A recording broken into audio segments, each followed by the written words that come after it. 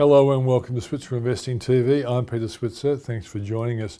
Now, before I start, I have to let you know that there have been some fake Facebook ads out there, and they've not only stolen my image but also my voice on some of the ads put out. Now, I've informed the ACCC and they've informed ASIC, but I want to make it really clear, the only way you can get stock information is via switzerreport.com.au. Of course, this TV show has a limited amount of information, but the full extent of what we think about stocks is accessible only on switzerreport.com.au.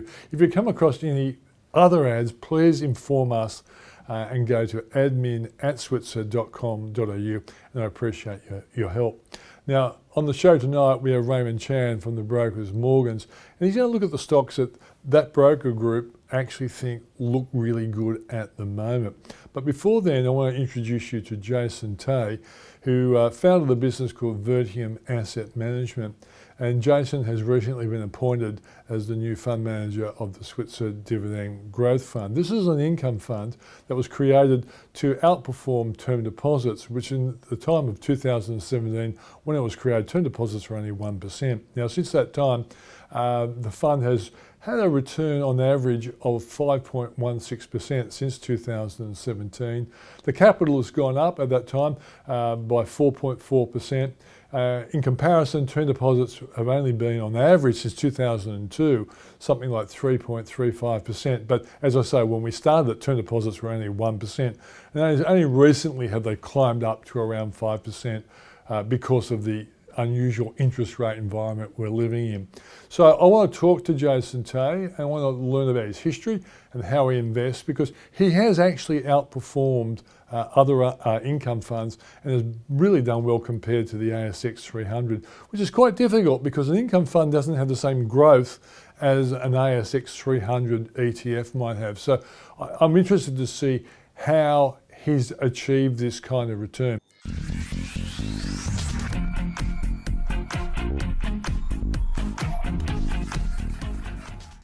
Thanks for joining us, Jason. Pleased to be here. All right, so you've taken over the management of the Switzer Dividend Growth Fund, and you come from Vertium Asset Management. What's the history of you and Vertium? All right, so basically the journey started 7 years ago when I founded the business. My background has actually always been in equity income. So prior to that, I actually has managed this strategy for a longer period of time than just Vertium. So it's about 15 years since my time at Investors Mutual, which was my prior job. With Anton Taliaferro, who was often a star on my TV show. That's right, an industry legend. And I helped launch that fund and managed it at Investors Mutual. Yeah. All right, so what's your attitude to what an income fund, and it's income and growth, but a lot of people come into it because they want income first, but they'd love to get a bit of growth as well. Yes. What's your attitude to how you achieve that? All right, so basically there's a certain type of clientele that this fund is suited for.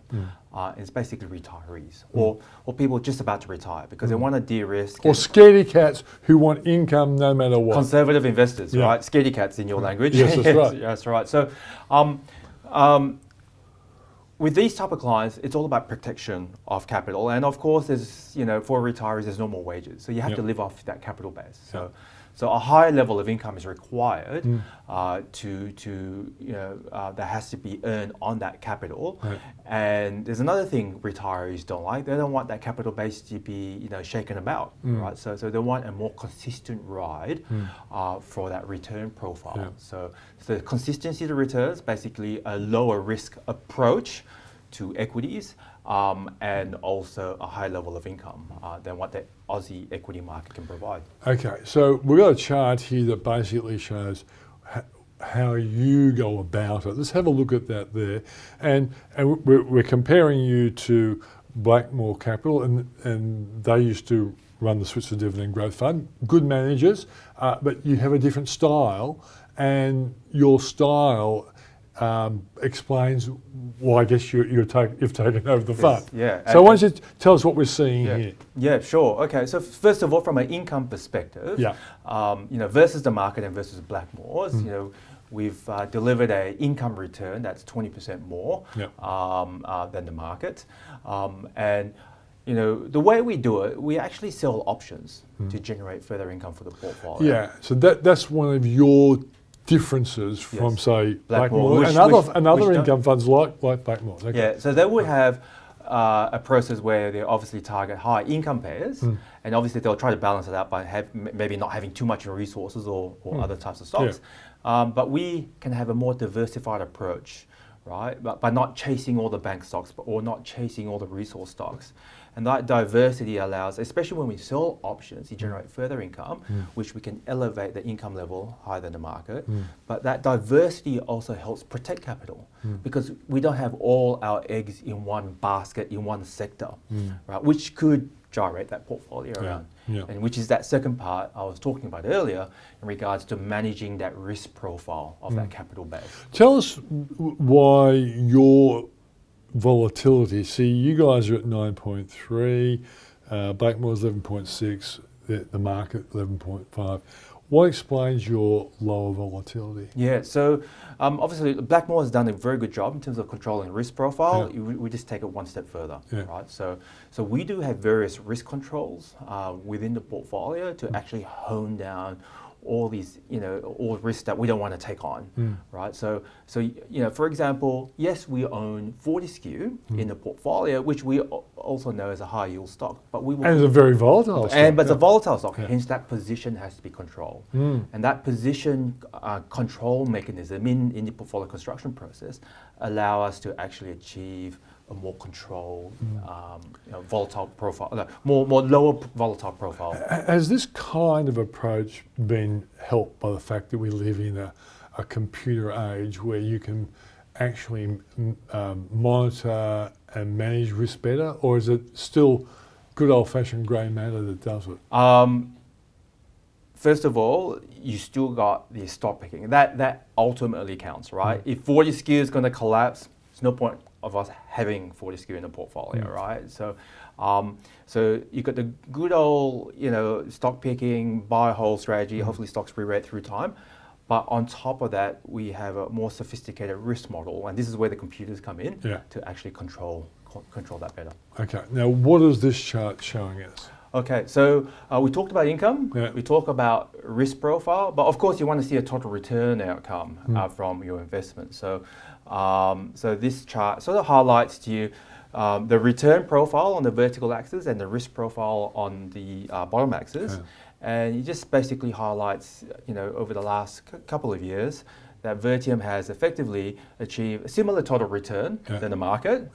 But we did it with a lot less risk. Yeah, because you're lower here. Yeah, but 9% versus what the market's doing, 16%. Okay. Now, this is one thing that's really been a bugbear to me, is that historically they compared the Switzer Dividend Growth Fund to the market. But the Switzer Dividend Growth Fund is an income fund with growth, but the market is a growth fund with a bit of income thrown in. And I always thought it was a very unfair comparison. There really should be a comparison of income funds versus income funds. This market comparison was absolute crap. And I do know that when the market falls, we fall less than the market. Yes. And we're often a big rebounder because we have a lot of the income stocks that people chase after a market crash. Yes. But anyway, that's an issue for you.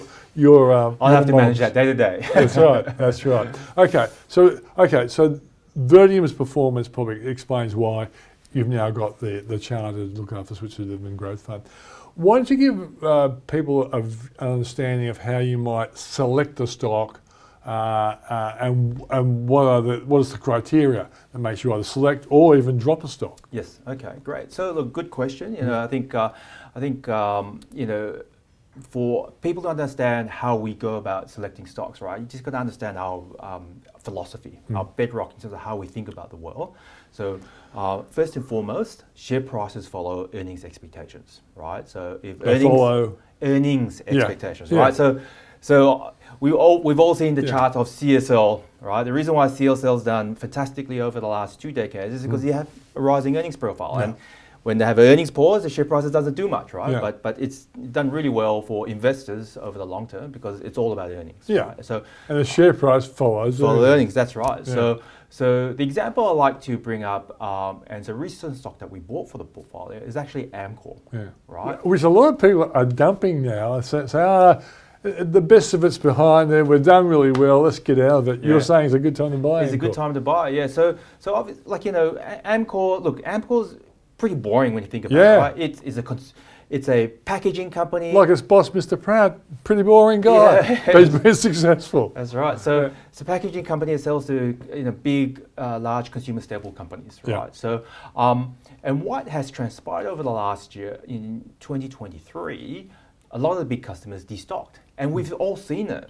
You go to your Coles and Woolies, you've seen your chip packets shrunk in size, right? Yeah, so which means you're obviously a chip buyer. yeah, I haven't noticed that. or maybe you get one less Tim Tam, right? So with Arnott's, right? So anyway, so packaging has shrunk, which obviously has impacted Amcor because they're selling packaging, right? So this destocking cycle has impacted Amcor's earnings, and guess what? Share price has followed. Yeah.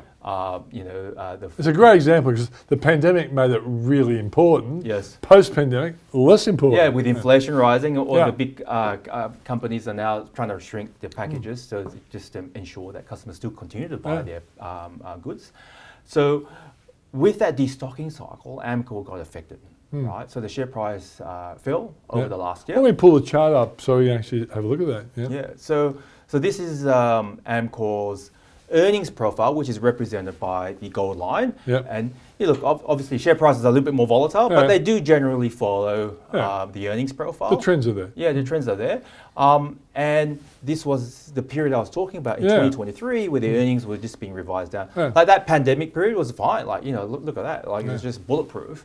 But then when package size shrunk, then they got affected. Yeah. Right? Now, we have the view that destocking is not a structural issue, right? Your chip packets do not go to zero, right? They shrink to a certain point, and then you just rebase from there, right? So, and in fact, Amcor's recent quarterly, they announced that the destocking cycle may be over, right? So, which resulted in a small uptick in the earnings profile. And the share price is following. Share price tried to follow, but the stock is still very cheap, still on a P of 13. Right? Historically, this stock trades on a P of 15, right? So it's typically worth more when market confidence comes back. So for you, a value chaser and an income chaser, because they've always been a pretty good dividend payer. Despite the fact you don't get franking credits, they've been a good dividend payer, I know that. Yeah. So it's kind of the right time for you to pick up a stock like this. Oh, absolutely. So we obviously have the view that the stock's worth more over time when confidence comes back, because this is the first small uptick that obviously the markets want confirmation, further confirmation that things have turned around. So there is potential value for this company to re-rate further, right? While you wait for that re-rate, you're getting paid 5%. Dividend yield. Like, sure, there's no franking associated with it. But 5% is 5%. Is pretty good. That's okay. Look, that's what you get from the term deposit, but that has zero capital growth. This potentially has 5% yield. The capital growth will come through. And you bought at a low price, so low price. We expect capital gain to come. Yeah. So, and eventually, once that earnings recover, guess where share price is going to be? Okay. Right. So this is the sort of strategy that the stock picking strategy. You're looking at, historical PEs, the course of earnings, any kind of real life change like the destocking cycle, whether it's changed or not, all those sort of things drive your ultimate decision. Yeah, that's right. And these earnings impacts, whether it's structural or temporary, and if it's temporary, it becomes even more interesting, especially when the share prices are low. What about the role of macroeconomic forces? Obviously we know when the coronavirus hit, all stocks fell, and same with the GFC. Yes. My feeling is we've got at least a couple of good years for stocks going forward, because I'm expecting interest rates to fall. That usually is good, particularly if it doesn't come with a serious recession. All those sorts of things. In fact, I think the AFR last week actually pointed out, I think when we were talking to a Morgan Stanley analyst, but it was like 9 signs for believing that stocks are going up. I've always had about 6 or 7, but I'm interested to read 9. Yes. Are you with me on this? And if you weren't, would you be selling some stocks that are really vulnerable in a sell-off? Yeah, so macro comes into play for commodity stocks more so. Like to take a view on BHP, you have to understand how the iron ore price moves. Yeah, you want China to be on the upswing. pumping the stimulus, right? Yeah. That's how iron ore goes up, right? So so that's more commodities is all mostly macro related. Yeah. For a company like Amcor, it's less macro related, right? So for industrials, there's always going to be more stock specifics. Yeah. For certain stocks, they are a little bit more interest rate sensitive, right? So like the REITs of this world, even some of the tech stocks as well. But apart from that, mostly for the industrial stocks, it's mostly on the subject of REITs. Do you have any REITs in the portfolio? Yes, yeah. Which ones do you have? We do. So we have Goodman Group, right? But we are trimming into the strength. It's done so well. Oh, it's done so well, and Goodman Group was a fantastic example. Again, bathwater baby. I call Amcor today the baby's been thrown out of the bathwater, right? Yeah. When you had peak interest rate fears in late 2022, Goodman Group won a massive project in Japan to build outside its airport, right? No one paid any attention. That was a stock specific. That was like a $4 billion project, right? But people were worried about the macro. Yeah. I thought, geez, that's a good, good driver of future earnings that will eventually come through. Yeah. Use that opportunity to buy more. Yeah. Right. Now everybody's excited about AI, and the stocks re-rated quite well.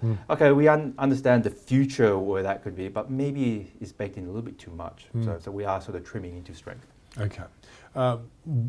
Is there anything else you think you'd like to tell someone who might be looking for an investment in a reliable income payer that we haven't discussed so far about what you do to produce those sort of results consistently? Yeah, so look, I guess at the very high level, look, I've been doing this for quite some time now. It's about 15 years. 10,000 hours? Are you an outlier? Probably are doing 10,000. Hopefully I am an outlier if you sort of compare my results to, I guess, most of the equity income funds out there.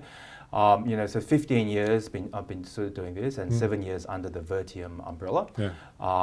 And that's why Vertium started, because basically I just want to provide a strong, holistic solution for retirees. Yeah. Okay.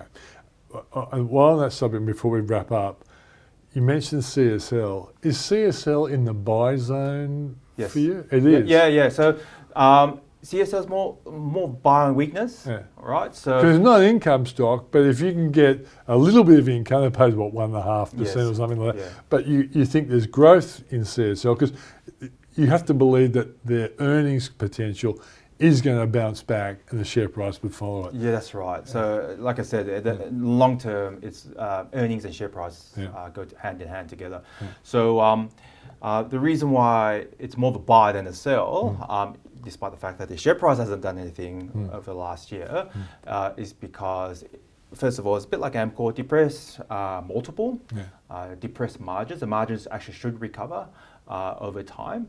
And right now the market puts it in the sin bin because of its recent acquisition. I think the market hasn't figured out exactly whether that's going to add any value or not. But in the long term, I think it should do okay. Now, from an income perspective, yes, the dividend yield's low, but one of the beauties about CSL, from our point of view, is that we can sell options on it. So at certain points, if the share price is rallying, we could sell call options as a way to generate further income from that position. That's right. So it's a high-tech approach to playing the stock market using options. It's not. I know it's not high-tech for you, but for the normal person out there, when you talk about options, to them it's the world of a fund manager. Oh well, I'll tell you what. Let me explain it this way from an options perspective. So when we sell options, it's actually no different from an insurance company, right? So you know where insurance companies, they sell an insurance policy and they pick up a bit of income Yep. annually based on that. Yep. Where they get really caught out is if that was a massive cyclone that comes through, right?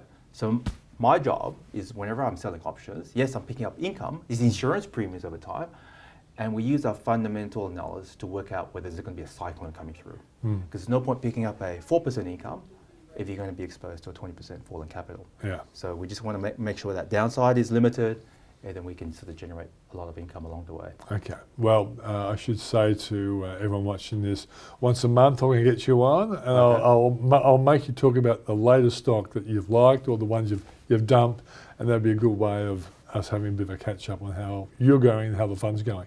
Great. Great stuff. That's Jason Tay of Vertium Asset Management, who's now running the Switzer Dividend Growth Fund. And that's the free part of the show tonight. Thanks for joining us. To see what Ray Chan has to say about stocks going forward, you will have to be a subscriber to the Switzer Report. Go to switzerreport.com.au. Thanks for joining us.